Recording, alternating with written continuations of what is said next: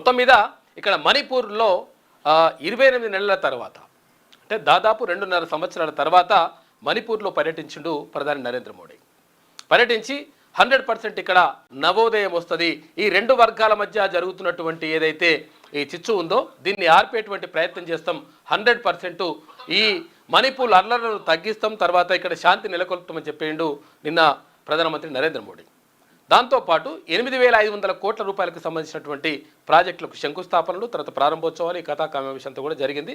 అక్కడ ఉన్నటువంటి రెండు వర్గాల ప్రజలతోటి మాట్లాడి అంటే చాలామంది అక్కడ కొన్ని వందల మంది ప్రజలు పరస్పర దాడుల్లో చనిపోయినటువంటి ఘటన అక్కడ జరిగినప్పటికీ చాలాసార్లు ప్రతిపక్షాలు అడిగినాయి, ఎందుకు మీరు మణిపూర్ వెళ్ళట్లేదు అని చెప్పేసి. అంటే 2.5 సంవత్సరాల నుంచి ఒక్కసారి కూడా అక్కడ వెళ్ళలేదు. ఎందుకంటే అక్కడ గతంలో భారతీయ జనతా పార్టీ ప్రభుత్వమే అక్కడ అధికారంలో ఉంది. అయినప్పటికీ కూడా వెళ్ళకపోవడం పట్ల తీవ్రమైనటువంటి నిరసనలు, తర్వాత ఆందోళనలు జరిగినాయి. ఆ తర్వాత విమర్శలు కూడా వచ్చినాయి, ఎందుకు వెళ్ళట్లేదు అనేటువంటి విమర్శలు కూడా వచ్చినాయి. అయినప్పటికీ వెళ్ళలేదు. ఇప్పుడు 28 నెలల తర్వాత వెళ్ళిన తర్వాత నేను ఇక్కడ నవోదయాన్ని తీసుకొస్తా అని చెప్పేసి చెప్పిండు ప్రధాని నరేంద్ర మోడీ. అయితే ఇంతకాలం ఏం చేసిండ్రు, మొత్తం కూడా అక్కడ మంటలు రగులుతూ ఉంటే కనీసం దాని గురించి పట్టించుకున్నటువంటి మీరు ఇప్పుడు 2.5 సంవత్సరాల తర్వాత వస్తారా అని చెప్పేసి ఇక్కడ ప్రియాంక గాంధీ, మల్లికార్జున ఖర్గే, తర్వాత రాహుల్ గాంధీ వీళ్ళందరూ కూడా అంటున్నటువంటి మాట. ఇక మరోవైపు రాష్ట్రానికి సంబంధించి కృష్ణా జలాల్లో ఎట్టి పరిస్థితుల్లో 71% అంటే తెలంగాణ వాటాను ఎట్టి పరిస్థితుల్లో వదుకునే ప్రసక్తే లేదు, ఒక్క చుక్క నీరు కూడా ఎక్కువ వాళ్ళకు వదలమని చెప్తా ఉన్నారు ముఖ్యమంత్రి రేవంత్ రెడ్డి, తర్వాత మంత్రి ఉత్తమ్ కుమార్ రెడ్డి. అంటే నిజంగా మరి చెప్తా ఉన్నారు కానీ నిజంగా ఇది ఆచరణలో సాధ్యమవుతుందా, లేకపోతే నిజంగా అటువంటి ప్రయత్నం చేస్తారా అనేటువంటి దానిపైనే ప్రధానంగా చర్చ జరుగుతూ ఉంది. ఎందుకంటే ఇప్పుడు గతంలో అసలు యాక్చువల్గా ఇప్పుడు 904 టీఎంసీలు అంటున్నారు, గతంలో చెప్పినారు అంటే కృష్ణా జిల్లాలకు సంబంధించి 811 టీఎంసీలు ఉంటే అందులో 555 టీఎంసీలు మనకు రావాల్సి ఉంటే 299 టీఎంసీలకే ఓకే అని చెప్పేసి అప్పుడు ముఖ్యమంత్రిగా ఉన్నటువంటి కేసీఆర్ సంతకం పెట్టేసి వచ్చిండు. అయితే ఇప్పుడు మాత్రం 100% ఒక్క చుక్క నీళ్లు కూడా ఎక్కువ పోవడానికి వీల్లేదు, 71% నీళ్లను తెలంగాణ ప్రజలకు అందించేటువంటి ఏర్పాటు చేస్తామని చెప్తున్నారు. నిజంగా ఆ చిత్తశుద్ధితో ఉండాలి. ఎందుకంటే తెలంగాణ రాష్ట్రాన్ని సాధించుకున్నదే నీళ్లు, నిధులు, నియామకాలు, అందులో ముందుగా ఉన్నటువంటిది నీళ్లు. కాబట్టి ఆ నీటి వాటాల విషయంలో ఎట్టి పరిస్థితుల్లో తగ్గొద్దు అని చెప్పేసి అనుకుంటున్నారు. కానీ ఇక్కడ ఇప్పటికే అక్కడ పోతిరెడ్డిపాడు బొక్క పెట్టేసి అద్దీసుకుపోయినారు, తర్వాత రాయలసీమ లిఫ్ట్ ఇరిగేషన్ తోటి అక్కడ పోతున్నాయి, తర్వాత ఇక్కడ ఇప్పుడు బనకచెర్ల కడతా ఉన్నారు, రకరకాలుగా పోతిరెడ్డిపాడు ఈ రకరకాలుగా కృష్ణా గోదావరి వాటర్ని మొత్తం కూడా తీసుకోవతున్నటువంటి పరిస్థితి కనిపిస్తూ ఉంది. కాబట్టి దీనికి అడ్డుకట్ట వేయాల్సినటువంటి అవసరం, బాధ్యత ప్రభుత్వం పైన 100% ఉన్నది. దానిపైన మరి ఇంకేం చేస్తారు ఏం కథ అనేది చూడాలి. ఇక మరోవైపు ఇవాళ మ్యాచ్ ఉంది, ఇవాళ ఇండియా పాకిస్తాన్ మ్యాచ్ ఉన్నది ఇవాళ. అయితే ఎట్టి పరిస్థితుల్లో వద్దు పాకిస్తాన్ తోటి, అంటే పహల్గామ్ ఘటనకు కారణమైనటువంటి పాకిస్తాన్తో మ్యాచ్ ఆడడానికి వీల్లేదు అని చెప్పేసి చాలామంది నిరసన వ్యక్తం చేస్తూ ఉన్నారు. ఈ ఆసియా కప్లో జరుగుతున్నటువంటి మ్యాచ్కి సంబంధించి చాలామంది అంటే వ్యాపార దిగ్గజాలు లేకపోతే చాలామంది ప్రముఖులు అందరూ కూడా ఆ మ్యాచ్కి హాజరవుతుండే, అక్కడికి పోయి చూస్తుండే, కానీ ఎవరు కూడా అక్కడికి వెళ్తలేరట. దారుణమైనటువంటి పరిస్థితి ఉంది, వద్దు అనేటువంటి నిరసనలు మాత్రం తెలుపుతూ ఉన్నారు. ఇంకా చాలా విషయాలని మనం మాట్లాడుకుందాం.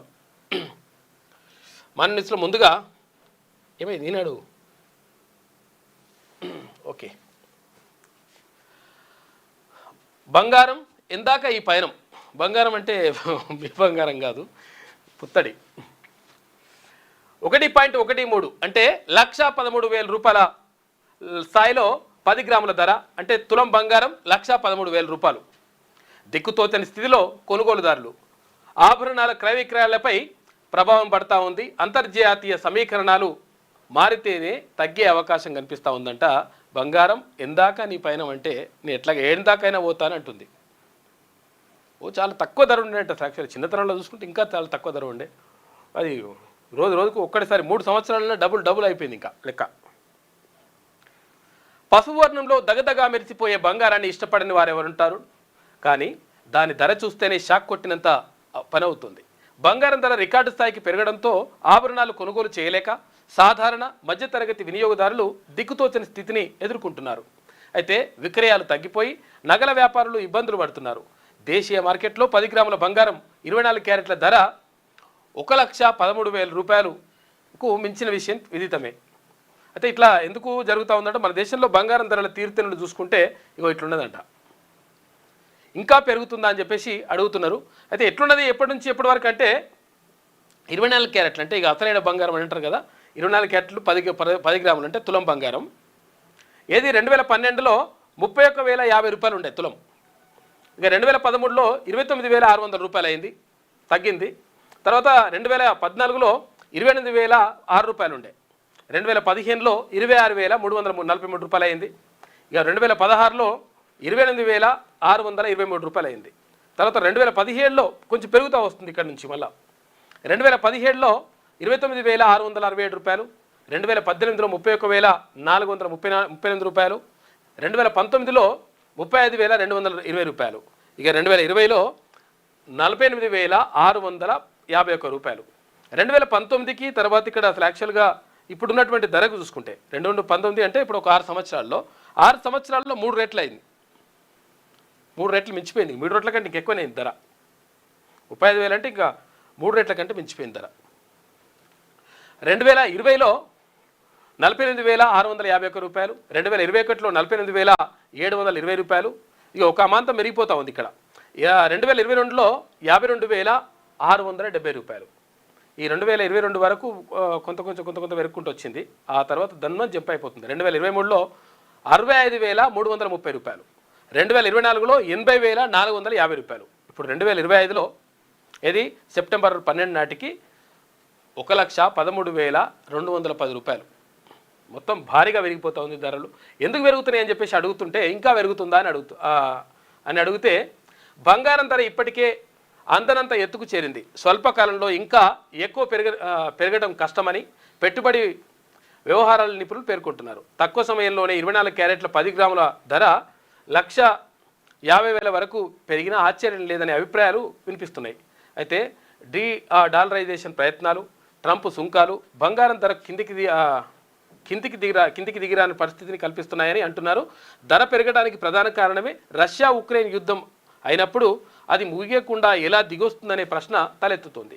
తాజాగా జపాన్, ఫ్రాన్స్, నేపాల్ దేశాల్లో చోటు చేసుకున్న రాజకీయ పరిణామాలు పసిడిపై ప్రభావం చూపుతున్నాయి. ధర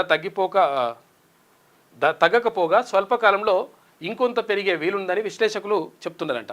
అయితే ఔన్సు బంగారం 3,800 రూపాయల డాలర్లకు పెరిగి ఆ తర్వాత కొంత దిగొచ్చని అని చెప్పి అంచనా వేస్తున్నారంట. మొత్తం మీద బంగారం ఇంకా పెరిగిపోయి లాస్ట్కు 1,50,000 దాకా వెళ్ళొచ్చు, ఆడిపోయి ఆగుతుందేమని చెప్పేసి అంటున్నారంట. ఎందుకంటే ఇక్కడ యుద్ధాలు జరిగేటప్పుడు లేకపోతే ఇక్కడ వ్యాపారాలు సరిగ్గా జరగనప్పుడు ఏం చేస్తారంటే సేఫ్గా ఉండేది ఏంటి అంటే బంగారం కొంటే సేఫ్గా ఉంటుందన్నట్టు. అంటే ఇక పెరుగుతుందో లేదో తెలియదు కానీ మొత్తం మీద తగ్గడం మాత్రం ఉండదు అని చెప్పేసి ఒక నమ్మకం ఉంటుంది. దాంతో దీని మీద పెట్టుబడులు పెడతా ఉంటారు. అందుకని బంగారం ధరలు భారీగా పెరిగిపోతుంటాయి.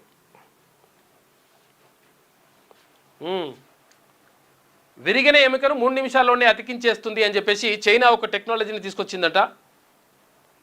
ఓ సూది ద్వారా విరిగిన ఎముకలను 3 నిమిషాల్లో అతికించే బోన్ గ్లూను చైనా పరిశోధకులు కనుగొన్నారు. తూర్పు చైనాలోని షెజాంగ్ ప్రావిన్స్లో బోన్ 02 అనే గ్లూను పరిశోధకులు ఈ నెల 10న ఆవిష్కరించారు. నీటి అడుగున వంతెనలు గట్టిగా అతుక్కునేటువంటి ఆల్చిప్పులను స్ఫూర్తిగా తీసుకొని ఈ పరిశోధనలకు శ్రీకారం చుట్టినట్లు బృందం నాయకులు లిన్ చాన్పింగ్ వెల్లడించారు. దీని పనితీరుపై ఆయన మాట్లాడుతూ కొత్తగా అభివృద్ధి చేసిన గ్లూ కేవలం 2-3 నిమిషాల్లోనే ఎముకలను బాగు చేస్తుంది, రక్త ప్రవాహం అధికంగా ఉండే వాతావరణంలోనూ ఇది పనిచేస్తుంది అని చెప్పేసి చెప్తున్నారు. మొత్తం మీద 3 నిమిషాలల్లో ఎముకలు అతుక్కుంటాయంట. విరిగిపోయిన ఎముకలు యాక్సిడెంట్ ఏమైనా అయితే విరిగిపోయిన ఎముకలు అతుక్కోవడానికి అట్లా ఉంటుందంట. పరిశోధనలు సక్సెస్ అని చెప్పేసి అంటున్నారు చైనాలో. మన దగ్గర రావాలంటే కొంచెం టైం పడుతుంది. ఇక కృష్ణా జలాల్లో రాష్ట్ర వాటా సాధిస్తాం, శాంతి సౌభాగ్యాలకు సాధిస్తాం, ట్రైబ్యునల్ ఎదుట బలమైన వాదనలు వినిపించాలి, 904 టీఎంసీలు కేటాయించేలా పట్టుబట్టాలి. నీటిపారుదల శాఖ నిపుణులు, న్యాయవాదులతో సీఎం రేవంత్ రెడ్డి నీటి వాటాల సాధనలో కేసీఆర్ ప్రభుత్వం విఫలమైందని చెప్పేసి ఆయన ఆరోపిస్తున్నాడు. అంటే కృష్ణా జలాలలో ఎట్టి పరిస్థితుల్లో మా నీటి వాటా సాధిస్తాం. నీటి వాటా ఎంత ఉంటుంది కృష్ణా జలాలు? మొన్న తీన్మన్మల్ గారు వేసింది కదా, ఇప్పుడు మొత్తం ఆ మ్యాప్ వేసి చెప్తా ఉంటే అంటే 71% కృష్ణా జలాలు పరివాహక ప్రాంతం అంతా కూడా 71% పరివాహక ప్రాంతం ఎక్కడ తెలంగాణ రాష్ట్రంలో ఉన్నది. కాబట్టి 71% నీరు ఏదైతే ఉందో ఆ నీరు తెలంగాణకు రావాలి, ఆ 29% నీళ్లు ఆంధ్రాకు పోవాలి. ఇక ఇక్కడ గోదావరికి సంబంధించి చూసుకుంటే 81% మనకు రావాలి, 19% వాళ్ళకు పోవాలి. అట్లా మొత్తం కూడా అంటే నీటి వాటాలకు సంబంధించి అంటే 69% మనకు రావాలి, తర్వాత అక్కడ మిగతా 31% వాళ్ళకు పోవాలి. అయితే ఇట్లా నీటి వాటాలకు సంబంధించి 100% కృష్ణా జలాల్లో ఎట్టి పరిస్థితుల్లో చుక్క నీరు కూడా ఎక్కువ పోవడానికి వీలు లేదని చెప్తా ఉన్నారు. నిజంగా మరి దీనిపైన మాట మీద నిలబడతారా లేకపోతే మాట పక్కన నిలబడతారా అనేది చూడాలి. ఫస్ట్ కృష్ణాలో నికర మిగులు వరద జలాల్లో ఏవైనా సరే తెలంగాణకు చెందాల్సిన వాటాలో చుక్క నీరును కూడా వదులుకునేది లేదు. మన రాష్ట్రానికి న్యాయపరంగా రావాల్సిన 904 టీఎంసీల నీటి వాటాను సాధించి తీరుతాం. ఇందుకోసం ట్రైబ్యునల్లో సమర్థ వాదనలు వినిపించడానికి అవసరమైన కార్యాచరణను సిద్ధం చేయాలి అని ముఖ్యమంత్రి రేవంత్ రెడ్డి ఆదేశించారు. అవసరమైన ఆధారాలన్నీ న్యాయ నిపుణులకు అందించాలని ఇంజనీర్లు అధికారులకు సూచించారు. మంత్రి ఉత్తమ్ కుమార్ రెడ్డి ఢిల్లీకి వెళ్లి ఈ విచారణలో పాల్గొంటారని, రాష్ట్ర ప్రయోజనాలను పరిరక్షించేందుకు బలమైన వాదనలు వినిపించాలని న్యాయ నిపుణులకు సూచించారు. ఈ నెల 23, 24, 25 తేదీల్లో ఢిల్లీలో కృష్ణా జల వివాదాల ట్రైబ్యునల్ విచారణ జరగనుండగా తెలంగాణ తుది వాదనలు వినిపించనుంది. ఈ సందర్భంగా అనుసరించాల్సిన వ్యూహంపై శనివారం హైదరాబాద్లోని కమాండ్ కంట్రోల్ సెంటర్లో ముఖ్యమంత్రి సమీక్ష నిర్వహించారు. నీటిపారుదల శాఖ మంత్రి ఉత్తమ్ కుమార్ రెడ్డి, సుప్రీంకోర్టు సీనియర్ న్యాయవాది సిఎస్ వైద్యనాథన్, కేంద్ర జలసంఘం మాజీ చైర్మన్ కె ఓహ్రా, నీటిపారుదల శాఖ సలహాదారు ఆదిత్యనాథ్ దాస్, ముఖ్య కార్యదర్శి రాహుల్ బొజ్జా, ప్రత్యేక కార్యదర్శి వీళ్ళందరూ కూడా పాల్గొన్నారంట. మొత్తం మీద నీటి వాటాలు మరి ఏం చేస్తారు ఇంకా అనేది చూడాలి. అధికారులు న్యాయ నిపుణుల సమీక్షలో మాట్లాడుతున్న సీఎం రేవంత్ రెడ్డి పక్కన ఉత్తమ్ కుమార్ రెడ్డి. కృష్ణా నీటిని ఆంధ్రప్రదేశ్ అక్రమంగా తరలిస్తుండటంతో శ్రీశైలం, నాగార్జున సాగర్తో పాటు పులిచింతలలోని జల విద్యుత్ ప్రాజెక్టులు మూతపడే ప్రమాదం ముంచుకొచ్చింది. తెలంగాణ తరపున సరైన వాదనలు వినిపించేందుకు ఇదే మంచి అవకాశం. దీన్ని ఎట్టి పరిస్థితుల్లో జార విడుచుకోవద్దని చెప్పేసి ముఖ్యమంత్రి చెప్తా ఉన్నాడు. వీటికి సంబంధించి అలా జరుగుతూ ఉంటే ఇక శాంతి సౌభాగ్యాలకు చిహ్నంగా మారుద్దాం. మణిపూర్ ప్రజలకు ప్రధాని మోడీ పిలుపునిచ్చిండు. హింసను వీడాలని గ్రూపులకు విజ్ఞప్తి. 2 గ్రూపులు అక్కడ కొట్టుకుంటున్నాయి. ఘర్షణల తర్వాత తొలిసారిగా పర్యటన, నిరాశ్రయ బాధితులకు ఓదార్పు. ఘర్షణలతో చీలిపోయిన మణిపూర్ను శాంతి సౌభాగ్యాలకు చిహ్నంగా మారుద్దామని ఆ రాష్ట్ర ప్రజలకు ప్రధానమంత్రి నరేంద్ర మోడీ పిలుపునిచ్చారు. హింసను వీడాలని అక్కడి గ్రూపులకు విజ్ఞప్తి చేశారు. తమ ప్రభుత్వం మణిపూర్ ప్రజల వెంటే ఉంటుందని హామీ ఇచ్చారు. జాతుల ఘర్షణతో అట్టుడికిన మణిపూర్లో తొలిసారిగా శనివారం ఆయన పర్యటించారు. మణిపూర్లో 8,500 కోట్ల రూపాయల అభివృద్ధి పనులకు శంకుస్థాపనలు చేశారు. అయితే పలువురు బాధితులను పరామర్శించారు. అనంతరం ఇంపాల్తో పాటు కుకీలా ఆధిపత్యం ఉన్న చురాచాంద్పూర్లో జరిగినటువంటి బహిరంగ సభలో మాట్లాడారు. ఆశలు, ఆకాంక్షలకు ప్రతిరూపం మణిపూర్. దురదృష్టవశాత్తు హింస వల్ల అందమైన రాష్ట్రంపై మరక పడింది. కొద్దిసేపటి కిందటే సహాయక శిబిరంలో బాధితులతో వారితో మాట్లాడిన తర్వాత మణిపూర్లో సరికొత్త సూర్యోదయం చూస్తానని ఆశ, నమ్మకం కలిగినాయి అని చెప్పేసి నిన్న ప్రధానమంత్రి నరేంద్ర మోడీ అక్కడ మాట్లాడాడు. మణిపూర్లోని చురాచాంద్పూర్లో పర్యటనలో భాగంగా ఘర్షణ కారణంగా నిరాశ్రయులైనటువంటి ఓ మహిళతో నిన్న మాట్లాడాడు. చాలామందితో అక్కడ మాట్లాడి శాంతి సౌభాగ్యాలను ఇక్కడ దానికి నిలయంగా ఉండాలి అని చెప్పేసి చెప్పిండు నిన్న ప్రధాని నరేంద్ర మోడీ. ఇక వాట్సాప్లో కేసు పరిష్కారం అవుతుంది చేసిందంట. ఎక్కడ? నిజామాబాద్ జిల్లాలో జడ్జి గారు. నిజామాబాద్ కోర్టులో శనివారం జరిగిన లోక్ అదాలత్లో ఓ బెంచ్ వద్దకు కేసు పరిశీలనకు వచ్చింది. అయితే కేసు రాజీకి ఫిర్యాదుదారుడు సమ్మతించినట్లు జిల్లా మొదటి అదనపు కోర్టు మేజిస్ట్రేటు ఖుష్బూ ఉపాధ్యాయకు నిందితుడు విన్నవించాడు. ఆమె స్పందించి పోలీసు అధికారులతో సహకారంతో వాట్సాప్ ద్వారా ఫిర్యాదుదారుడితో మాట్లాడారు. తాను దూర ప్రాంతాల్లో ఉన్నందున హాజరు కాలేకపోయానని, రాజీ సమ్మతమేనని న్యాయమూర్తికి తెలుపగా న్యాయమూర్తి కేసును పరిష్కరించారు. ఇలా సులభంగా కేసును పరిష్కరించేందుకు చొరవ చూపిన అధికారులకు ఇరు వర్గాలు కృతజ్ఞతలు తెలిపినాయంట. ఇక్కడ ఏమైందంటే అసలు యాక్చువల్గా ఇక్కడ లోక్ అదాలత్ పెడితే లోక్ అదాలత్కి సంబంధించి ఒక వర్గం వాళ్ళు వచ్చేసి ఇంకొక వర్గం వాళ్ళు రాలేదు. వాళ్ళేమో దూరం ఉన్నారంట. మరి దూరం ఉన్నారు అంటే మరి వీళ్ళేమో వచ్చిన వాళ్ళు ఏం చెప్తున్నారు? లేదు ఇద్దరు మేము కాంప్రమైజ్ అయినాం కాబట్టి కేసు కొట్టేయాలని చెప్పేసి అక్కడ కోర్టు అది జడ్జికి విజ్ఞప్తి చేశారు. మరి కొట్టేయాలంటే మరి వాళ్ళు మనుషులు రావాలి కదా అని చెప్పేసి జడ్జి అడిగిందంట. అడిగితే లేదు వాళ్ళు రాలేకపోతున్నారు, దూరంలో ఉన్నారు, కావాలంటే మేము వాట్సాప్లో మాట్లాడిపిస్తామని చెప్పేసి అక్కడ ఏర్పాట్లు చేసేసి వాట్సాప్లో మాట్లాడిస్తే లేదు మాకు ఇష్టమే, మేము ఇద్దరము కాంప్రమైజ్ అవుతున్నామని చెప్పేసి అక్కడ వాట్సాప్లో చెప్పడంతో ఈమె ఓకే అన్నదంట. ఎవరు జడ్జి గారు ఓకే అని చెప్పేసి మొత్తం కూడా తీర్పు ఇచ్చేసిండ్రు. దీంతో ఇరు వర్గాల మధ్య ఉన్నటువంటి ఏదైతే ఘర్షణ ఉందో, ఏదైతే కొట్లాట ఉందో ఆ కొట్లాటకు సమసిపోయింది. తర్వాత తీర్పు ఇవ్వడం అనేటువంటిది సంచలనంగా మారింది. అంటే ఈజీగా అవుతుందని చెప్పి చెప్పడం. ఇట్లా కొన్ని ప్రమాదాలు కూడా జరుగుతాయి. ఎందుకంటే ఆడున్నోడిని బెదిరించేసి చెప్తావా చెప్పవరా అని కత్తి పెట్టి నీ పని చేస్తా అంటే అట్లా కూడా చెప్తారు. మళ్ళీ అదో పరిశాన్ అవుతుంది లెక్క కొన్ని సందర్భాలలో.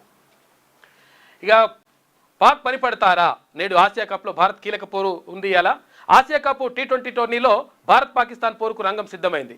ఆదివారం దుబాయ్లో చిరకాల ప్రత్యర్థులు అమీతుమికి తేల్చుకోనున్నారు. ఆసియా కప్ సహా బహుళ దేశాల టోర్నీల్లో పాక్పై తిరుగులేని రికార్డులున్న భారత్ ఈ మ్యాచ్లో ఫేవరెట్గా బరిలోకి దిగుతోంది. పహల్గామ్ దాడి అనంతరం ఇరు దేశాల మధ్య తీవ్ర ఉద్రిక్త పరిస్థితులు తలెత్తిన అనంతరం జరుగుతున్నటువంటి మ్యాచ్ కావడంతో రెండు జట్లు గెలుపును ప్రతిష్టాత్మకంగా తీసుకోనున్నాయి. పహల్గామ్ దాడి నేపథ్యంలో భారత అభిమానుల్లో ఈ మ్యాచ్ పట్ల ఒకప్పటి ఆసక్తి కనిపించడం లేదు. ఇంకా నిరసన వ్యక్తం చేస్తూ ఉన్నారంట. ఏమాడతారా బాబు ఆ దొంగ కొడుకులతో అని చెప్పేసి అంటున్నారట. అమెరికాలోనూ ధరలు పెరుగుతున్నాయి. అగ్రరాజ్య పౌరుల ఖర్చులపైన ప్రభావం కనిపిస్తోంది. త్వరలో కొన్ని భారత ఉత్పత్తులు ఇక్కడ కనిపించకపోవచ్చు. కొత్త విద్యార్థులు రాకపోవడంతో వర్సిటీల ఆదాయంలో కోత పడింది. ప్రాంగణ నియామకాలు తగ్గినాయి. ఈనాడు ఇంటర్వ్యూలో Kansas university professor P V Varaprasad అంటుండట. అక్కడ అమెరికాలో కాన్సస్ యూనివర్సిటీలో పనిచేస్తున్నటువంటి ప్రొఫెసర్గా పనిచేస్తున్నటువంటి పివి వరప్రసాద్ అంటుండు, ఎట్టి పరిస్థితుల్లో అమెరికాలో కూడా ధరలు పెరుగుతాయి. ఇక అక్కడ కూడా ఇబ్బందులు పడుతూ ఉన్నారు. కాకపోతే ఏంటంటే మనకు కూడా దెబ్బ పడ్డది, వాళ్ళకి దెబ్బ పడ్డది.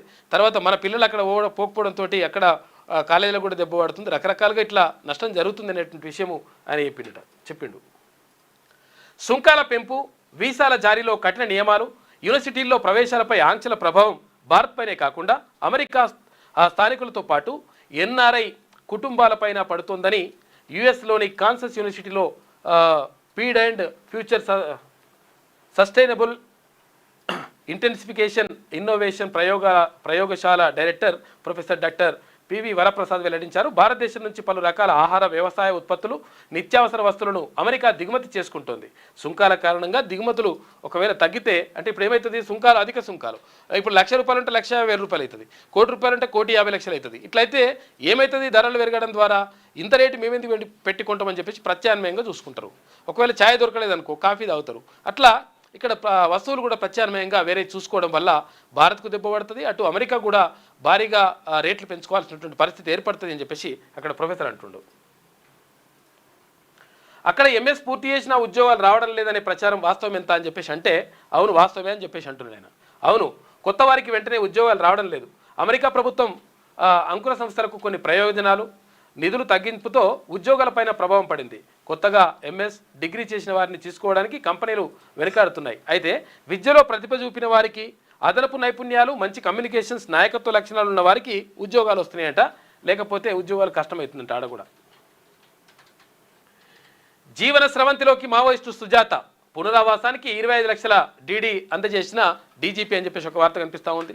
మావోయిస్టులకు భారీగా ఎదురు దెబ్బలు తగులుతూ ఉన్నాయి. ఎందుకనంటే ఇక్కడ ఎవరైతే కేంద్ర హోంశాఖ మంత్రి అమిత్ షా చేసినటువంటి ప్రకటనతోటి 2026 మార్చి 31 కల్లా మొత్తం కూడా భారతదేశంలో మావోయిజాన్ని, తర్వాత నక్సలిజాన్ని ఎట్టి పరిస్థితుల్లో తుడిచివేస్తామని చెప్పే ప్రకటన చేయడంతో పాటు ఆపరేషన్ కగార్ పేరుతోటి మొత్తం కూడా ఉన్నటువంటి అడవులన్నింటినీ కూడా జల్లెడబట్టి అక్కడ ఉన్నటువంటి మావోయిస్టులు తీసుకొచ్చేసి ఎన్కౌంటర్ చేస్తున్నటువంటి పరిస్థితి కనిపిస్తూ ఉంది.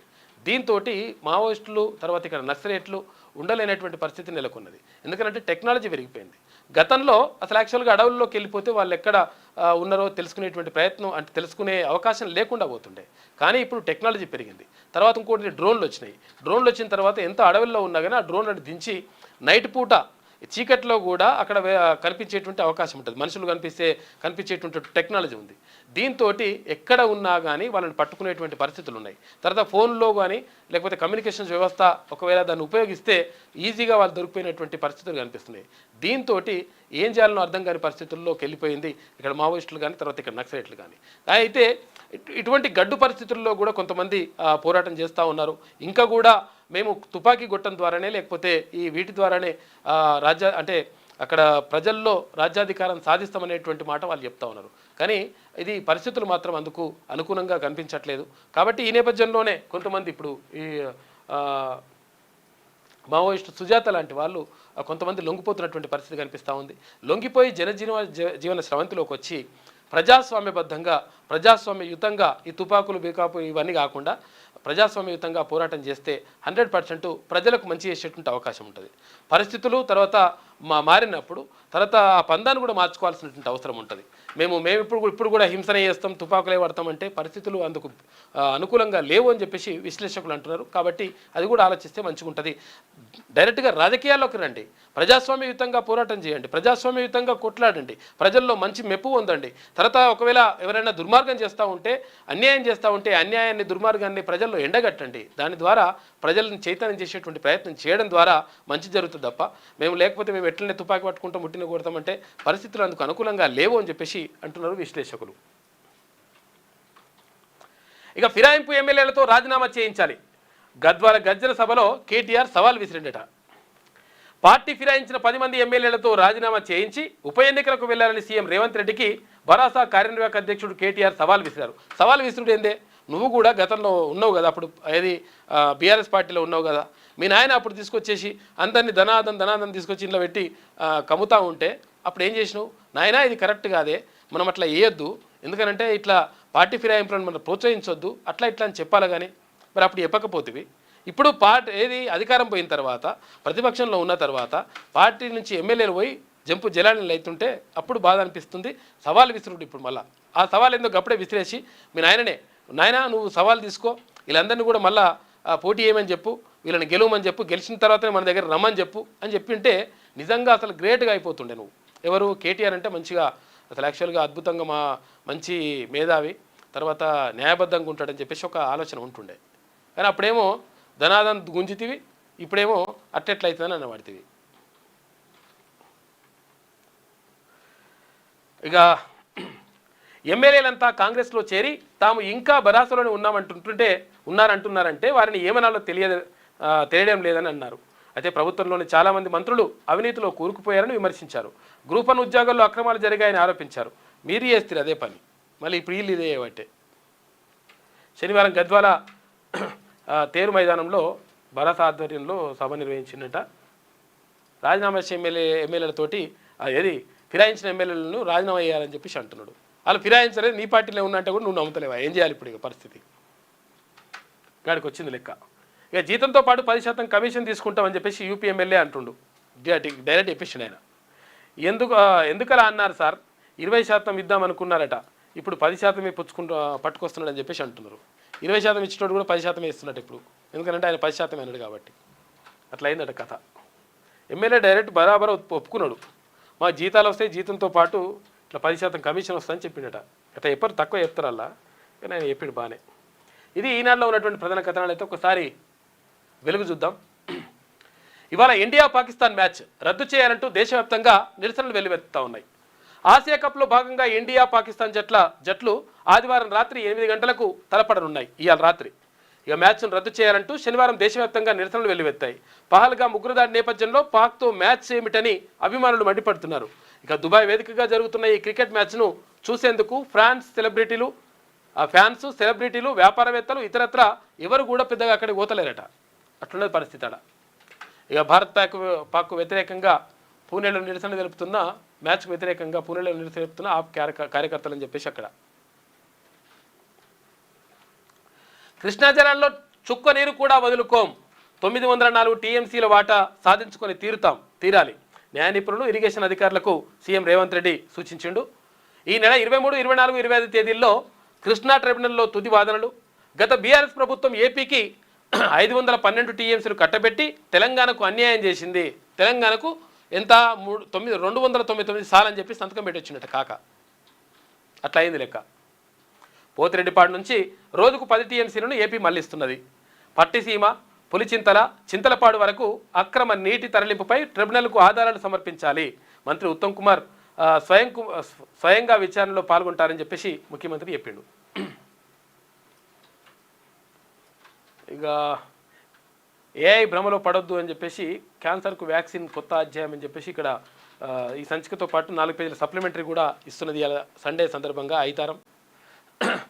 ఇక నేపాల్ నార్మల్ అయిందంట. 5 రోజుల పాటు అట్టుడికిన నేపాల్లో క్రమంగా సాధారణ పరిస్థితులు నెలకొంటున్నది. శనివారం షాపులు తెరుచుకున్నాయి. తాత్కాలిక ప్రధానిగా బాధ్యతలు చేపట్టిన సుశీలా కర్కి ఘర్షణలలో గాయపడిన వారిని, నష్టపోయిన వారి బాధితులను ఆమె పరామర్శించిందంట. ఇండియాపై టారిఫ్లు పెద్ద డీల్.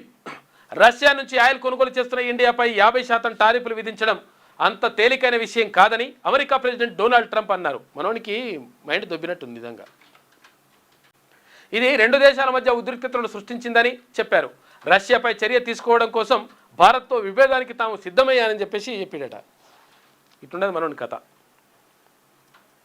ఇక సబ్బులు, షాంపులు, హార్లిక్స్ ధరలన్నీ కూడా తగ్గుతున్నాయంట. ఎందుకంటే జిఎస్టీ తగ్గిస్తారు కాబట్టి. స్లాబులు, పర్సనల్ కేర్, తర్వాత ఫుడ్ వస్తువులపై ప్రభుత్వం జిఎస్టీ తగ్గించిన తర్వాత వాటి ధరలు తగ్గుతున్నట్లు యూనిలివర్ ప్రకటించింది. కొత్త ధరలు సెప్టెంబర్ 22 నుంచి అమల్లోకి వస్తాయని చెప్పిందంట. వీటన్నిటి ధరలు తగ్గుతాయట. వాగులో సంచి కడిగేందుకు వెళ్ళిన 4 చనిపోయినట. పాపం, చాలా దారుణమైనటువంటి ఘటన. ఖాళీ యూరియా సంచిని వాగులో కడిగేందుకు వెళ్ళిన 4 అందులో మునిగి మృతి చెందారు. కుమ్రంభీం ఆసిఫాబాద్ జిల్లా వాంకిడి మండలం దాబా గ్రామంలో శనివారం ఈ విషాద ఘటన జరిగిందట. పాపం, అంటే యూరియా వేసిన తర్వాత యూరియా ఆ బస్తాని మళ్ళీ వాడుకుంటారు. అంటే కింద వేసుకోవడానికో లేకపోతే ఎక్కడ ఏదో రకంగా వాడుకుంటారు, లేకపోతే అందులో వస్తువులు పెట్టుకోవడానికో వాడుకుంటారు. అయితే యూరియా ఉంటే కొంచెం అట్లా వాసన వస్తుంది, తర్వాత అది కెమికల్ కాబట్టి దాన్ని కడిగేస్తే బాగుంటుందని చెప్పేసి వాగులోకి దిగినరంట. వాగులో దిగితే 4 కొట్టుకుపోయినరు, చనిపోయినరు పాపం. ఇక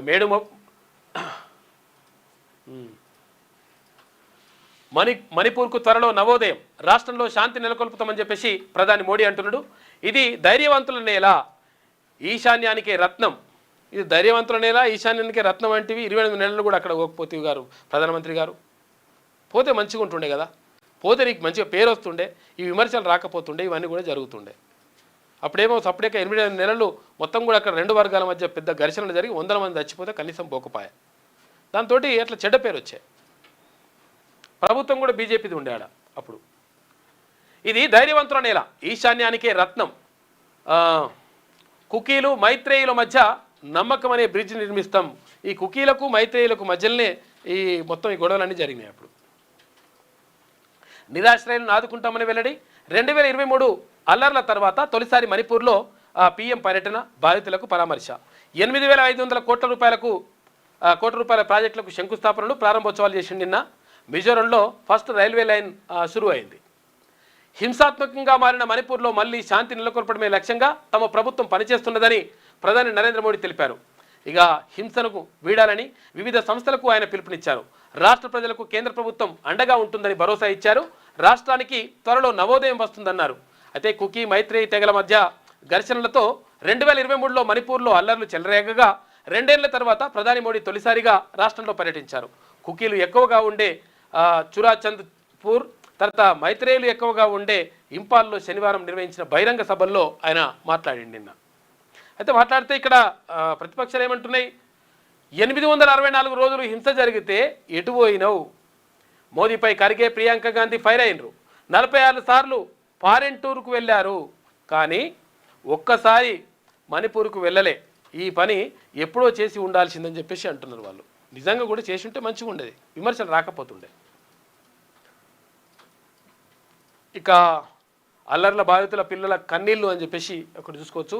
మణిపూర్లో జరిగిన హింసాత్మక ఘటనల వల్ల ఇండ్లు కోల్పోయిన నిరాశ్రయులైన వారిని ప్రధాని మోడీ పరామర్శించారు. చురాచంద్పూర్, ఇంపాల్లో బాధితులతో ఆయన మాట్లాడారు. 2 చోట్ల సాధారణ ప్రజలు, కొంతమంది స్కూల్ స్టూడెంట్లతో ఇంటరాక్ట్ అయ్యిండు. ఈ సందర్భంగా ప్రధానికి బాధితులు తమ బాధను చెప్పుకుంటూ కన్నీళ్ళు పెట్టుకున్నారట. పాపం పిల్లలు కూడా మా బాధ ఎవరికి చెప్పాలని. రాష్ట్రంలో జోరు వానలు. ఇవాళ కూడా వర్షాలు ఉంటాయంట, జాగ్రత్తగా ఉండండి. నేడు 5 జిల్లాలకు ఆరెంజ్ అలర్ట్, మరో 4 రోజులు వర్షాలు ఉంటాయంట. ఇవాళనే కాదు, ఇంకా 4 రోజులు కూడా వర్షాలు ఉంటాయంట, జాగ్రత్తగా ఉండండి. కొత్తగూడెం జిల్లాలో వాగు ఉధృతిలో 2 కూలీలు గల్లంతైందంట. బంగాళాఖాతంలో అల్పపీడనం కారణంగా రాష్ట్ర వ్యాప్తంగా వర్షాలు కురుస్తున్నాయి. శనివారం హైదరాబాద్ సిటీతో పాటు పలు జిల్లాల్లో మోస్తరు వర్షపాతం నమోదైంది. పశ్చిమ బంగాళాఖాతంలో ఏర్పడిన అల్పపీడనం వాయువ్య బంగాళాఖాతంలో కేంద్రీకృతమైందని, దీని ప్రభావంతో రాబోయే 4 రోజులు పలు జిల్లాల్లో ఉరుములు, మెరుపులు, ఈదురుగాలులతో కూడిన వర్షాలు పడతాయని వాతావరణ శాఖ వెల్లడించింది. ఆదివారం రాజన్న సిరిసిల్ల జిల్లా, కరీంనగర్, ములుగు, భద్రాద్రి కొత్తగూడెం, కామారెడ్డి జిల్లాల్లో భారీ వర్షాలకు అవకాశం ఉందని ఐఎండీ పేర్కొన్నది. ఈ జిల్లాలకు ఆరెంజ్ అలర్ట్ ప్రకటించినట, కొంచెం జాగ్రత్తగా ఉండండి. మోదీ మెప్పు కోసం కేటీఆర్ ఆరాటం. రాహుల్ గాంధీని విమర్శిస్తే సహించం అని చెప్పేసి పిసిసి చీఫ్ మహేష్ కుమార్ గౌడ్ అంటుండు. ఇక బీజేపీలో బీఆర్ఎస్ విలీనంలో భాగంగానే కాళేశ్వరంపై సిబిఐ విచారణ ఆగింది. ఎందుకు ఆగిందంట సుశీరా? జాగ్రత్త తీసుకుపోయి రేవంత్ రెడ్డి మంచిగా అక్కడ కేంద్రం కోర్టులు వేసేసిండు సిబిఐ అది కాళేశ్వరం కేసుని. బీజేపీలో బీఆర్ఎస్ విలీనంలో భాగంగానే కాళేశ్వరంపై సిబిఐ విచారణ ఆగింది. ఈ కేసును సిబిఐకి అప్పగిస్తే 48 గంటల్లో తేలుస్తామన్న కిషన్ రెడ్డి, సంజయ్ మౌనంగా ఎందుకున్నారని చెప్పేసి ఎవరు కిషన్ రెడ్డి మాట్లాడిన మాటల్ని రికార్డుని వినిపించిండు. 48 గంటల్లో మేము చూసుకుంటామని అన్నాడు. మరి ఏమైనా 48 గంటలు ఇంకా కాలేదా అని చెప్పేసి అడుగుతున్నారు. జస్టిస్ సుదర్శన్ రెడ్డికి మద్దతు ఇవ్వని బీఆర్ఎస్కు తెలంగాణ పదం పలికే అర్హత లేదని చెప్పేసి ఫైర్ అయ్యిండు మహేష్ కుమార్ గౌడ్. ప్రధాని నరేంద్ర మోడీ మెప్పు కోసం కాళేశ్వరం విచారణ నుంచి తప్పించుకునేందుకు కేటీఆర్ ప్రయత్నిస్తున్నాడని పిసిసి చీఫ్ మహేష్ కుమార్ గౌడ్ మండిపడ్డారు. అయితే రాహుల్ గాంధీని విమర్శిస్తే సహించబోమని హెచ్చరించారు. దేశం కోసం సర్వం త్యాగం చేసిన గాంధీ కుటుంబం గురించి మాట్లాడే స్థాయి కేటీఆర్కు ఎక్కడిదని ప్రశ్నించారు. ఇక శనివారం గాంధీ భవన్లో మహేష్ కుమార్ గౌడ్ మీడియాతో మాట్లాడిండు. ఆ ఎమ్మెల్యేలతో రిజైన్ చేయించి ఎన్నికల్లో కొట్లాడాలి. రేవంత్కు సత్తా ఉంటే బై ఎలక్షన్స్లో గెలిచి చూపించాలి. మరి నువ్వు ఓ పని చేయరాదు, నువ్వే మరి రాజీనామా చేయరాదే రామన్న, నువ్వు రాజీనామా చేసి సిరిసిల్ల రాజీనామా చేసి సిరిసిల్ల నేతలు వస్తారో లేకపోతే ఎవరు వస్తారో వచ్చి పోటీ చేస్తే అప్పుడు గెలిచి చూపించు. నీది కూడా సవాల్ విసురు, సవాలు తీసుకో. నువ్వు కూడా నేను కూడా వేస్తున్నా, నా దగ్గర కూడా ఎలక్షన్స్ అయితే అని చెప్పు, మంచిగా ఉంటుంది. సేమ్ సవాల్ అట్లనే ఉంటుంది లెక్క. కాంగ్రెస్ ప్రభుత్వం ప్రజలను నమ్మించి ముంచింది. గ్రూప్ 1 ఉద్యోగాల్లో స్కామ్ జరిగిందని ఆరోపణ. మీరున్నప్పుడు అదే జరిగి ఇప్పుడున్నప్పుడు అదే జరగబట్టి ఏందో ఇక అసలు కథ. పార్టీ మారిన ఎమ్మెల్యేల విషయంలో సుప్రీంకోర్టు చాలా సీరియస్గా ఉందని, రాబోయే 6 నెలల్లో రాష్ట్రంలో ఉప ఎన్నికలు జరగడం ఖాయమని బీఆర్ఎస్ వర్కింగ్ ప్రెసిడెంట్ కేటీఆర్ పేర్కొన్నారు. మరి జరుగుతాయి అని చెప్పేసి నీకు పూర్తిగా నమ్మకం ఉన్నాక, మేము గెలుస్తామని తెలిసినాక మళ్ళీ ఇంకెందుకు అడుగుతున్నావు? సవాల్ బివాళ్ళు ఎందుకు? ఇంక ఎట్లకైనా జరుగుతుంది కదా. అందరికి జరిగే అవకాశం లేదు, జరిగితే ఇద్దరికి జరగవచ్చంట.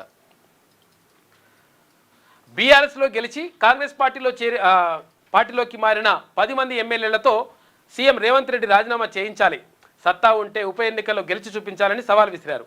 అయితే కాంగ్రెస్ ప్రభుత్వం ప్రజలను నమ్మించి మోసం చేసిందని దుయ్యబట్టారు. గ్రూప్ 1 ఉద్యోగాల భర్తీ విషయంలో 1700 కోట్ల రూపాయల స్కామ్ జరిగిందని ఆయన ఆరోపించారు. చూపి మరి ఆధారాలు ఏమైనా ఉంటే ఇయ్యరాదు, ఇస్తే మంచిగా ఉంటుంది కదా. ప్రతిపక్ష నాయకుడి కొడుకుగా నీకు ఆ బాధ్యత లేదా? ఉన్నది కదా.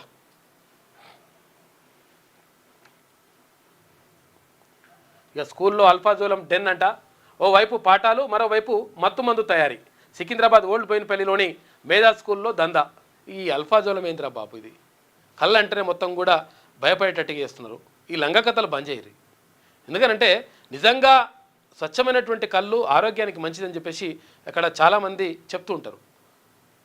అది ఆ పరిశోధనలో కూడా తేలింది. అది కాకుండా ఈ అల్ఫాజోలం, బిల్ఫాజోలం అదొకటి ఇదొకటి మందులు కలిపి ఈ ఆగం చేసి అతను యాక్చువల్గా కళ్ళంటేనే భయపెట్టేట్టుగా తయారు చేస్తున్నారు పబ్లిక్ని. అది స్కూల్లో పెట్టినట్టు వీడు లంగ కథలు. 2 రూమ్స్లో ప్రత్యేకంగా ల్యాబ్ ఏర్పాటు చేసినట్ట. స్కూల్ ఓనర్ సహా 3 అరెస్టు. 8 కిలోల అల్ఫాజోలం, 21 లక్షలు స్వాధీనం చేసుకున్నట. విద్యార్థులు చదువుకునే స్కూల్ని అల్ఫాజోలం తయారీకి అడ్డాగా మార్చారు. ఓవైపు క్లాసులు చెప్తూనే మరోవైపు కళ్ళులో కలిపే అల్ఫాజోలం తయారు చేస్తున్నారు. అయితే స్కూల్ ముసుగులో జరుగుతున్న ఈ దందా గుట్టును ఈగల్ ఫోర్స్ పోలీసులు శనివారం గుట్టు రట్టు చేశారు. మహబూబ్ నగర్ జిల్లాకు చెందిన మారెడ జయప్రకాష్ గౌడ్ సికింద్రాబాద్ ఓల్డ్ బోయినపల్లి సాయి కాలనీలో మేధా స్కూల్ నడుపుతున్నాడట. నడుపుతున్న స్కూల్ నడుపుతున్నారు. ఇదేం కథ?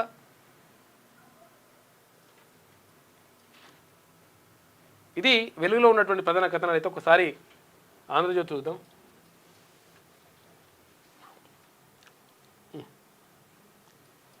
ఇదా రైట్. చుక్క నీటిని వదలొద్దు వదలొద్దు కానీ టీఎంసీలు వదిలేరు. మరి అదో పరిశానం. మేము చుక్క నీరు అన్నాం కానీ టీఎంసీలు అనలే కదా అని మళ్ళీ అదో పరిశానం పెట్టకండి.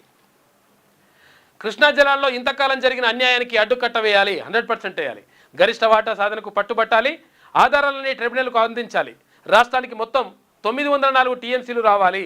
299 టీఎంసీలకు ఒప్పుకొని గత సర్కార్ తెలంగాణకు తీరని అన్యాయం చేసింది. వాస్తవం అది. కృష్ణా ట్రిబ్యునల్లో తెలంగాణ వాదనపై ఉన్నతాధికారులకు సీఎం దిశానిర్దేశం చేసిండు. 23, 24, 25 తేదీల్లో ట్రిబ్యునల్లో విచారణ ఉన్నది. ఇక కృష్ణా జలాల్లో 71% ఇవ్వాల్సిందే.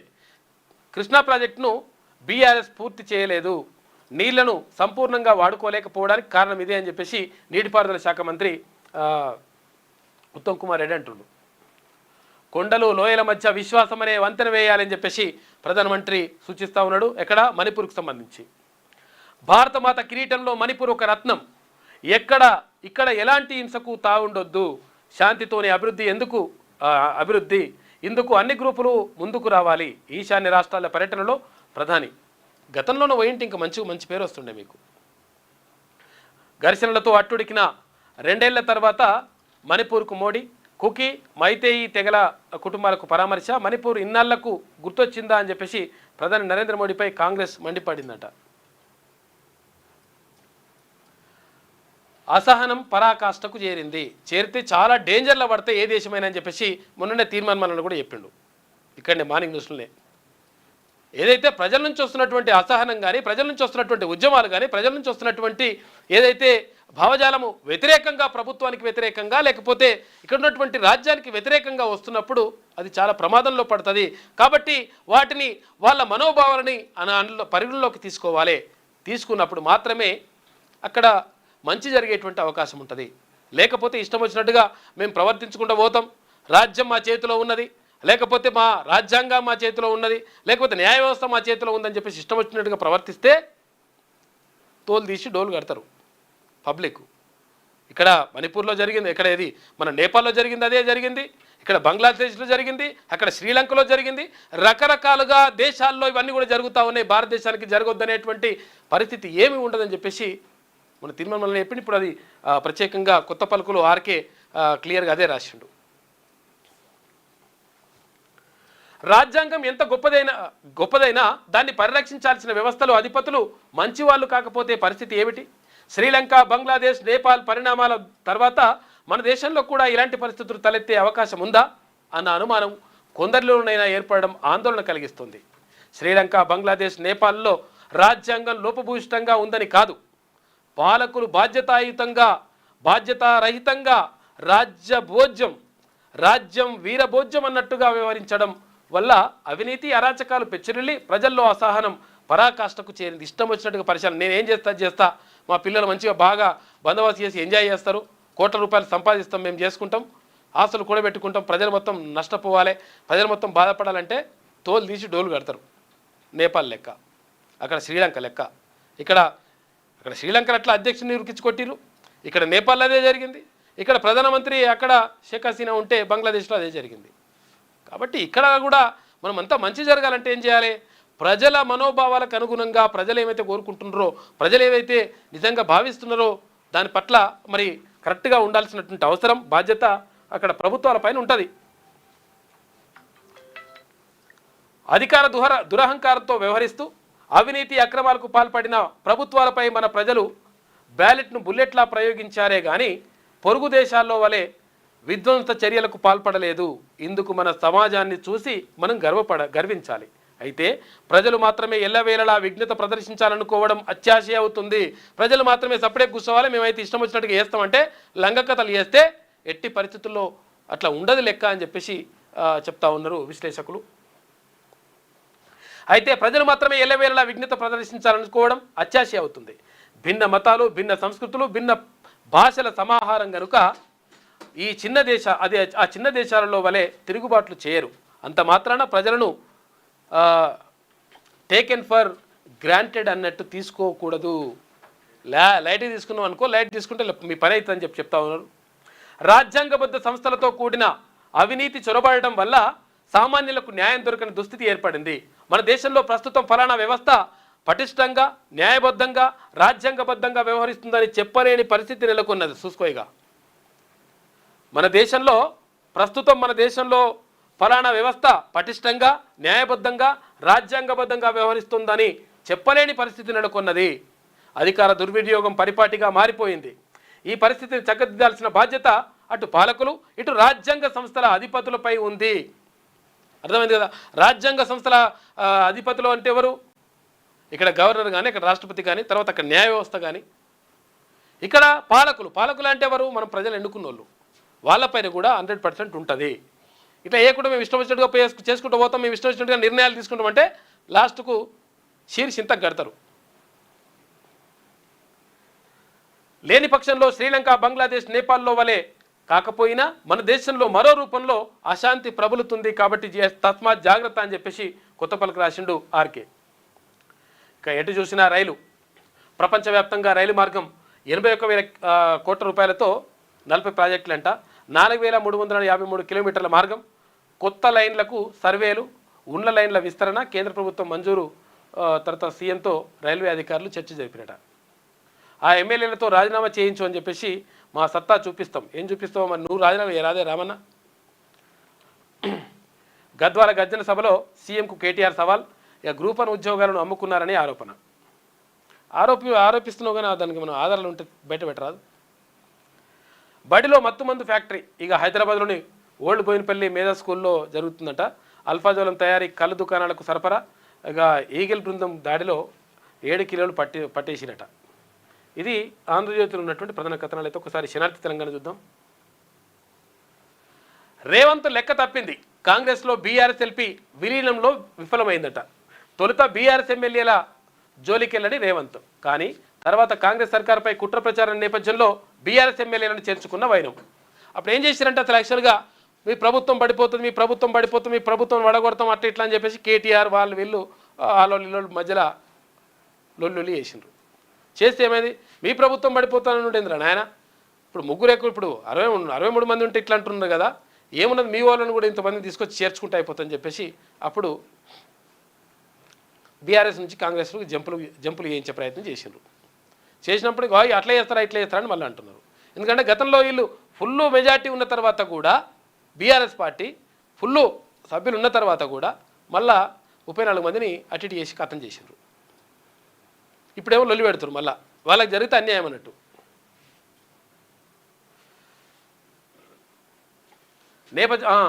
అప్పుడే ఆపరేషన్ ఆకర్ష్ ప్రారంభించారు. ఆ తర్వాతే కాంగ్రెస్లో 10 మంది బీఆర్ఎస్ ఎమ్మెల్యేల చేరిక. కానీ ఆ తర్వాత చేరికలు బంద్ అయినాయి.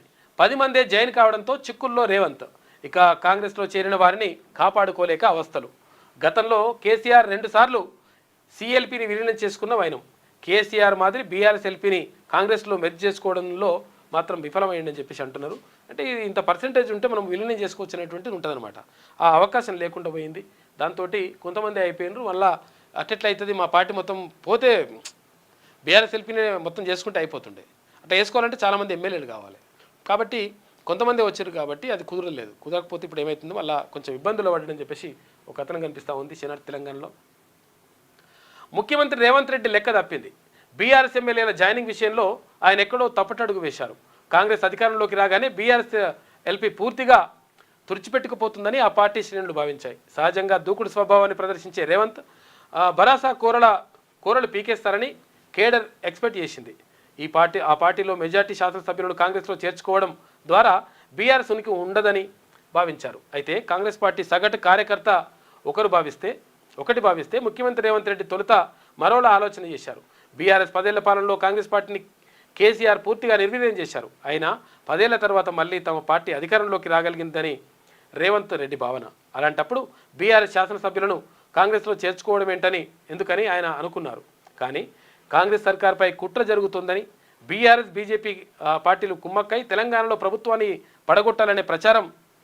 పడగొట్టొచ్చనేటువంటి ప్రచారం సర్కార్ ఏర్పడిన తొలినాళ్ళలో సాగింది. ఈ నేపథ్యంలో బొటాబొటి మెజారిటీతో అధికారంలోకి వచ్చినటువంటి కాంగ్రెస్ ప్రభుత్వాన్ని సుస్థిరపరచుకునేందుకు ముఖ్యమంత్రి రేవంత్ రెడ్డి ఆపరేషన్ ఆకర్ష్ తెరలేపిండు.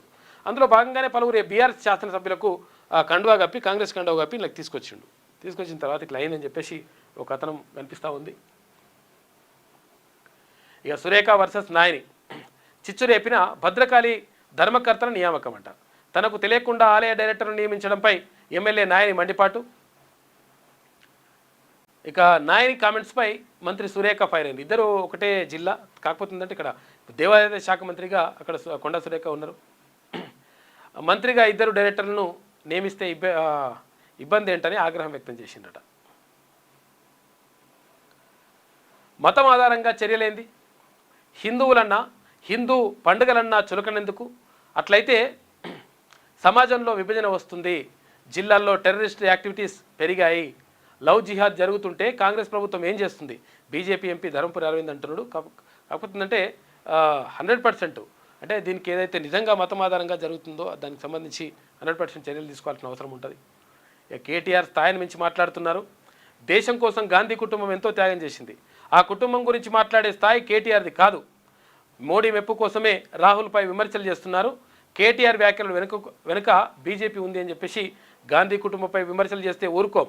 కాళేశ్వరం అవినీతిపై సమగ్ర దర్యాప్తు జరగాలని చెప్పేసి టీపీసీసీ అధ్యక్షుడు మహేష్ కుమార్ గౌడ్ అంటుండు. 1,00,000 మంది అంట. ఎంత ఎవరు 100 ఏళ్ళు దాటిన వాళ్ళు 1,00,000 మంది అంట. ఎక్కడ? జపాన్లో కొత్త రికార్డు. 1,00,000కు చేరిన 100 ఏళ్ళు దాటిన వృద్ధుల సంఖ్య 88% మంది మహిళలే ఉన్నారంట. రేపు జపాన్లో వృద్ధ దినోత్సవం ఉన్నది. వృద్ధులకు లేక సిల్వర్ కప్పు అందించనున్న ప్రధాని అంట. లేక ఒక లెటర్ అంట, తర్వాత సిల్వర్ కప్పు కూడా ఇస్తారట, ఒక కప్పు. ఎందుకంటే 100 ఏళ్ళు పూర్తి చేసుకునే సందర్భంగా. తెలంగాణకు మరో 2 రోజులు వర్ష సూచన.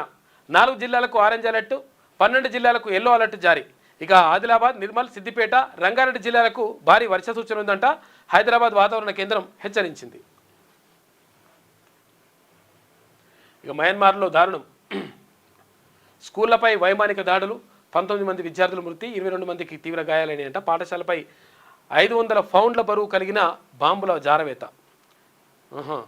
కరేన్ స్టేట్ క్యాక్టౌ టౌన్షిప్లో ఘటన జరిగింది. అరకాన్ ఆర్మీకి వ్యతిరేకంగా బర్మా సైన్యం దుశ్చర్య అని చెప్పేసి ఒక వార్త కనిపిస్తూ ఉంది. పాపం ఏందో బర్మా అనే మయన్మార్ అంటున్నారు ఇప్పుడు. ఇక మణిపూర్ ప్రజలకు నేనుండా, శాంతితో అభివృద్ధి సాధ్యం, ప్రజల కోసం కేంద్రం చర్యలు, మణిపూర్ దేశానికే మణి వంటిది. ప్రధాని నరేంద్ర మోడీ వ్యాఖ్యలు. బాధిత కుటుంబ సభ్యులకు ఆయన నిన్న పరామర్శించిండు. చుక్క నీటిని కూడా వదులుకోం. కృష్ణా జిల్లాలో 904 టీఎంసీల నీటి వాటాకు పట్టుబట్టాలి. అవసరమైన ఆధారాలను సిద్ధం చేసుకోవాలి. ట్రైబ్యునల్ విచారణలో బలమైన వాదనలు వినిపించాలి. అధికారులకు సీఎం రేవంత్ రెడ్డి ఆదేశాలు. గత ప్రభుత్వం కృష్ణా జిల్లాలో మన వాటా సాధించడంలో విఫలమైంది. ప్రాజెక్టులన్నింటినీ పెండింగ్లో పెట్టారు. నీటి వాటాల్లో తీరని అన్యాయం చేసిందని చెప్పేసి విమర్శించిండు ముఖ్యమంత్రి రేవంత్ రెడ్డి. సర్దుబాటుకు ఇంకెన్ని రోజులు? వర్షాకాలం ముగుస్తున్నా దొరకని యూరియా. ఇప్పటి వరకు దొరకకపోతే ఇంకేడ కథ? అక్కడ కేంద్ర ప్రభుత్వం రాష్ట్ర ప్రభుత్వం కొట్లాడుకుంటే మీరు కొట్లాడుకోవాలి. ఇక్కడ రైతులను ఇబ్బంది పెడితే ఎట్లా? రైతులకు శాపంగా కేంద్ర రాష్ట్రాల నిర్లక్ష్యం. యూరియా కోసం అర్ధరాత్రి క్యూ లైన్లు. ఇక పోలీస్ స్టేషన్లో టోకెన్లు అందజేతలు. ఆందోళనలు చేస్తున్న అన్నదాతలు పంట ఎండేదాకా యూరియా దొరకదేమో అని చెప్పేసి అసహనం వ్యక్తం చేస్తారు. భారీగా పంట దిగుబడి తగ్గే అవకాశం ఉందంట యూరియా లేక. రైతులు నేరస్తులా? అప్పట్లో లగచర్ల దళితులకు సంఖ్యలు వేశారు.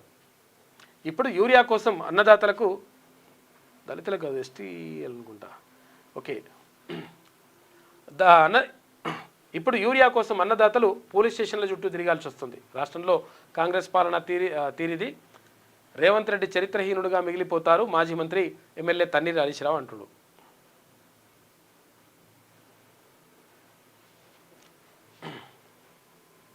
ఇక శనార్థి ఎఫెక్ట్ అంట. నకరికల్ కీచక ఉపాధ్యాయుడు సస్పెండ్ అయ్యిండు. 10వ తరగతి విద్యార్థినిపై లైంగిక వేధింపులకు గురి చేసిన ఆరోపణలపై డీఈఓ యాక్షన్ తీసుకున్నాడు. శనార్థి కథనానికి స్పందించిన డీఈఓ భిక్షపతి. నకరికల్ జిల్లా పరిషత్ ఉన్నత పాఠశాలలో స్కూల్ అసిస్టెంట్ టీచర్గా పనిచేస్తున్న మామిడి శ్రీనివాస్ను డీఈఓ భిక్షపతి సస్పెండ్ చేశారు. 10వ తరగతి విద్యార్థిని పట్ల టీచర్ మామిడి శ్రీనివాస్ అసభ్యంగా ప్రవర్తించినట్లు, ఆమెను లైంగికంగా వేధించినట్లు శనార్థి తెలంగాణ పత్రికలో కథనం ప్రచురితమైందట. అయితే శనార్థిలో వచ్చిన కథనంపై విచారణ చేసినటువంటి డీఈఓ మామిడి శ్రీనివాస్పై వచ్చిన ఆరోపణలు నిజమేనని తేలడంతో శనివారం ఆయనని సస్పెండ్ చేశాడు. తొక్కాల లింగాలకు నిజంగా ఇటువంటి లంగాలను కొడుకుల్లో ఒక్కొక్కడిని. టీచర్ అంటే ఎంత గౌరవం ఉంటుంది, ఎంత మంచిగా మార్గదర్శకంగా ఉండాలి. పిల్లల మీద మీ ప్రతాపం, మీ లంగా కొడుకు, ఇటువంటి వాళ్ళ వల్ల మొత్తం కూడా టీచర్లకు చెడ్డ పేరు వస్తుంది. చాలామంది మంచోళ్ళు ఉంటారు, కానీ ఇటువంటి లంగల వల్ల దెబ్బ పడుతుంటుంది. పోలీసులను తెలుసుకోండి, చైతన్యం కండి అని చెప్పేసి ఇది పుస్తకమే రాస్తట్టుండు అన్న సకినాల సుధాకర్ పటేల్ ప్రత్యేక వ్యాసం రాసిండు. కాబట్టి తెలుసుకుంటే మాత్రం చాలా మంచి ఉపయోగపడుతుంది. ఒక్క సిరా చుక్క 1,00,000 మెదళ్లకు కదలిక. ఒకడు కుతికెల దాకా మెక్కినోడు మరొకడు మింగమెతుకులేనోడు. ఇద్దరికీ గొంతు పెగలదు, ఇద్దరికీ ఊపిరాడదు, ఇద్దరి అవస్థకి ఒకే కారణం తినలేక అన్యాయాన్ని ఎదిరించేటోడు. నాకు ఆరాధ్యుడని నినదించిన తెలంగాణ విప్లవ సాహితీ శిఖరం ప్రజాకవి కాళోజీ నారాయణరావు నా గొడవలో ఎంత గొప్పగా చెప్పాడో. ప్రజాకవి ప్రజల చైతన్యమైనప్పుడే సమన్యాయం, సాధికారత, సామాజిక న్యాయం మెరుగైన సమాజం సాధ్యమవుతుందని చెప్పేసి రాసిండు సకినాల సుధాకర్ పటేల్. అక్కడ కాళోజీ కోట్స్ను అంటే ఆయన రాసిన చెప్పినటువంటి ఒక సిరా చుక్క 1,00,000 మెదళ్లకు కదలిక అని చెప్పేసి అదే కాకుండా అన్యాయాన్ని ఎదిరించినోడు నాకు ఆరాధ్యుడు అంటాడు కాళోజీ నారాయణరావు. అయితే ఆయన చెప్పినట్టుగా జరగాలంటే మనకు కొంతవరకు ఈ ఏది చట్టం పట్ల, తర్వాత వ్యవస్థ పట్ల, దీని పట్ల, రాజ్యాంగం మీద కొంతవరకు అవగాహన ఉండాలి. అవగాహన లేకపోతే కష్టమవుతుంది లెక్క. అందుకని అవగాహన కోసం మంచి వ్యాసం రాసిండు సకినాల సుధాకర్ పటేల్. ఇవాళ 5వ రోజు 6వ రోజు. ఇక నేటి మాట చూసుకుంటే, ఇక రాష్ట్రమంతా బీసీ ఉద్యమ వేగాలు అలుముకుంటున్నాయి. పెరు తుఫాన్ సృష్టించే నినాదాలు ఉప్పొంగే జనసంద్రమై ఎగిసిపడుతున్నాయి. గంటకు 100 కిలోమీటర్ల వేగంతో బీసీ వాదం పల్లె పొలిమేర్లకు విస్తరించింది. ఉరుములు మెరుపుల మధ్య ఓ రాజకీయ పార్టీ అవతరించబోతోంది. తీరం దాటుతున్న బీసీలు తీవ్ర వాయుగుండంగా ఏర్పడి రాజకీయాల్లో సునామీ సృష్టించనున్నారు. ప్రజల్లో చైతన్య జ్వాలలను రగిలించేందుకు సిద్ధమవుతున్నారు. అగ్రవర్ణ పార్టీల్లో భూకంపం పుట్టించి కాలంతో పోటీపడి రాజ్యాధికారం వైపు అడుగులేస్తున్నారు. పాత రాజకీయాలను పాతరేసి కొత్త రాజకీయాల్లో నూతన ఒరవడికి తెరలేపుతున్నారు. యువతను రాజకీయాల్లోకి ఆహ్వానిస్తున్నారు. ప్రకృతి బీసీలకు అనుకూలంగా సహకరిస్తుంది. అందరి నోళ్లల్లా తీర్మానమల్ల రేపే పేరే వినిపిస్తుంది. ఎన్నో ఏళ్ల నుంచి కొనసాగుతున్న అగ్రవర్ణాల పెత్తనం రేపటి నుంచి తోక ముడవనుంది అని చెప్పేసి పెద్దపల్లి రాజన్న ఆశాభావంతో మంచి నేటి మాట రాసిండు. బీసీలకు సంబంధించి బీసీల పార్టీకి సంబంధించి ఇక రైతుల పాలిట శాపంగా మారిన యూరియా అని చెప్పేసి పాపం అంటే ఎంత పరిస్థితిని మొత్తం వివరిస్తూ గంటా సోమన్న ఒక ప్రత్యేక వ్యాసం రాసిండు. ఇక్కడ ప్రజాస్వామ్య వ్యవస్థలో నిలువు దోపిడీ చేస్తున్న ట్రాఫిక్ సిబ్బంది అని చెప్పేసి తాడిశెట్టి క్రాంతి కుమార్ తెలంగాణ బీసీ మహాసేన రాష్ట్ర కన్వీనర్ రాసిండు. అయితే ట్రాఫిక్ సిబ్బంది కొంతమంది అట్లా చేస్తుంటారేమో, కానీ ట్రాఫిక్ నిబంధనలు పాటించడం మాత్రం 100% అవసరము. ఎందుకంటే అది మన కోసం పాటించాలి, వాళ్ళ కోసం కాదు కదా. సరే కొంతమంది ఏం చేస్తుండ్రో ఏం కథనో తెలియదు, కానీ మొత్తం మీద దాన్ని ట్రాఫిక్ నిబంధనలు పాటించడం మాత్రం మనందరి బాధ్యత. నడిగడ్డపై తొడగొట్టిన గులాబీ గద్వాలలో గర్జన అని చెప్పేసి తొడగొట్టు, గద ఎత్తినాడే తొడగొట్టినాడే అంటే గట్లుంటుంది కథ. ఏం తొడగొడతావే, ఇంకా అహంకారం తగ్గకపోతే కష్టమవుతుంది లెక్క. ఇప్పటికే కష్టం అయిపోయింది. ఉప ఎన్నికలకు వచ్చే దమ్ముందా? ఆ 10 మందితో రాజీనామా చేయించు సీఎం రేవంత్కు కేటీఆర్ సూటి ప్రశ్న అంట. సవాల్, నువ్వే రాదు రాజీనామా చేసి రారాదు. పోలీస్ స్టేషన్లో రైతన్నలు ఇది రైతు సభ కాదు యూరియా రభస అని చెప్పేసి పరిస్థితి నిజంగా కూడా దారుణంగానే ఉంది. యువ రైతు ప్రాణం తీసిన యూరియా, సొసైటీ వద్ద తోపులాట, డబ్బులు పోగొట్టుకున్న సుమన్, భార్యాభర్తల మధ్య గొడవ, నగదు గొడవనంట, మనస్తాపంతో రైతు ఆత్మహత్య, భద్రాద్రి కొత్తగూడెం జిల్లా ఇల్లెందులో ఘటన జరిగింది. యూరియా దొరక్క ఆందోళన, గడ్డి మందు తాగిన రైతు, మంత్రి సీతక్క ఇలాకాలో ఘటన అని చెప్పేసి ఇవి ఇట్లా వేసుకొస్తుంటుందండి. కాకపోతే యూరియా మాత్రం అందించాల్సిన అవసరం అవుతుంది. పాపం ఆదివాసీ మహిళల అరెస్టు, ఇది హరితహారం కాదు పోలీస్ దుర్మార్గం అని చెప్పేసి ఇటువంటి ఎన్ని చేసిండ్రు అసలు యాక్చువల్గా. సరే ఇప్పుడు కూడా కరెక్ట్ కాదు, ఎట్టి పరిస్థితుల్లో ఆదివాసీ మహిళల్ని అరెస్ట్ చేయడం కానీ వాళ్ళని ఇబ్బంది పెట్టడం కానీ కరెక్ట్ కాదు. కాకపోతే ఏంటంటే బీఆర్ఎస్ సర్కారులో మహిళలు ఏది బాలింతలకు కూడా సంఖ్యలు వేసి జైల్లో పెట్టిండ్రు, ఖమ్మం జైలని. వేతనాలు రాలేదని ఉద్యోగి ఆత్మహత్య, నల్గొండ జిల్లాలో రైలుకు ఎదురుపోయిన Somireddy, Tungaturthi MPDO office computer operator బనవాల్ మరణమాట. ఇక కృష్ణా వాటాపై తలో మాట, నీటి లెక్కలపై అవగాహన లేని కాంగ్రెస్ సర్కార్, 811 టీఎంసీల్లో 71% వాటా కావాలన్న మంత్రి, 904 టీఎంసీలు కావాలని చెప్పిన సీఎం రేవంత్ రెడ్డి, గతంలో 500 టీఎంసీలు అంటూ మరో తరహా మాట, పదే మాట మార్చుతూ గత సర్కార్పై నిందలు అని చెప్పేసి ఒక వార్త కనిపిస్తూ ఉంది. 811 టీఎంసీలనే ఉండే, మరి 811 టీఎంసీలో 71% వాటా మనకు రావాలి. మరి 70% వాటా అంటే ఎంత రావాలి? కనీసం 555 టీఎంసీలు అయితే మనకు రావాలి కదా. మరి అట్లా కాకుండా 299 టీఎంసీలకే సంతకం పెట్టేసి వచ్చిండు అప్పుడు కాక. మళ్ళీ రాసుకొచ్చింది ఇంకా మేమే అద్భుతం చేసినామని. ఇక బీఆర్ఎస్పై నిఘా, భద్రతకు దగా, నేరాల నియంత్రణ గాలికి బీఆర్ఎస్ నేతలపైన ఇంటెలిజెన్స్ విభాగం ఫోకస్ పెట్టిందట. మీరు ఎన్ని చేసిండ్రు ఇట్లా ఇంటెలిజెన్స్ విభాగాన్ని అడ్డం పెట్టుకొని?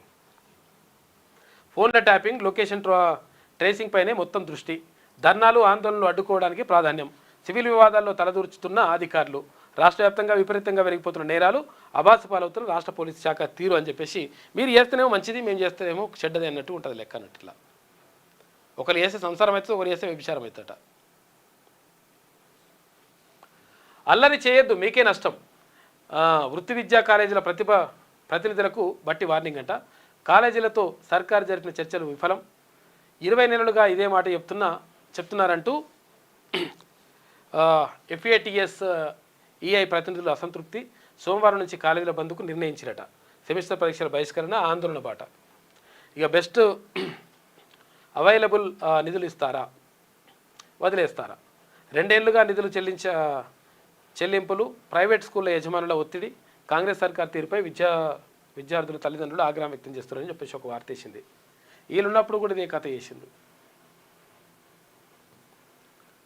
ఇక త్రిబుల్ రైతుల అరెస్ట్ అంట. మంత్రికి బాధ్యతలు చెప్పుకుందామని వెళ్తుండగా అదుపులోకి నల్గొండ గడియారం సెంటర్లో అడ్డుకున్న పోలీసులు. క్లాక్ టవర్ దగ్గర అంట గడియారం సెంటర్ అని రాసిరీలు. ఇట్లా మొత్తం మీద ఆందోళనలు అయితే జరుగుతూ ఉన్నాయి. ఇక్కడ రైతులు మాత్రం యూరియా కోసం ఇబ్బంది పడుతున్నటువంటి మాట మాత్రం వాస్తవం. తర్వాత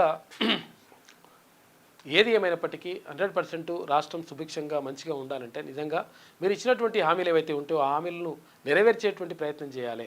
చేస్తే మీ మీద నమ్మకం ఏర్పడుతుంది. లేకపోతే అట్లా కాకుండా మేము ఇష్టం వచ్చినట్టుగా వేసుకుంటూ పోతామంటే ఇక్కడ ఇప్పుడు ఇందాక చూసారు కదా ఆర్కే కొత్తపల్లిలో ఏది అక్కడ నేపాల్ లెక్క, లేకపోతే శ్రీలంక లెక్క, ఇక్కడ బంగ్లాదేశ్ లెక్క పరిస్థితి అవుతుంది. అట్లయితే చాలా ప్రమాదం జరుగుతుంది. మేమే అధికారంలోకి వచ్చినాం, మేము ఇష్టం వచ్చినట్టుగా ప్రవర్తిస్తాం, మా ఇష్టం వచ్చినట్టుగా మేము మాట్లాడతాం, మా ఇష్టం వచ్చినట్టుగా మేము ఏది ఆదేశాలు జారీ చేసేస్తాం, హుకుం చేస్తాం, అట్టి చేస్తాం, ఇట్లా చేస్తాం అంటే మీ పని కూడా అవుతుంది.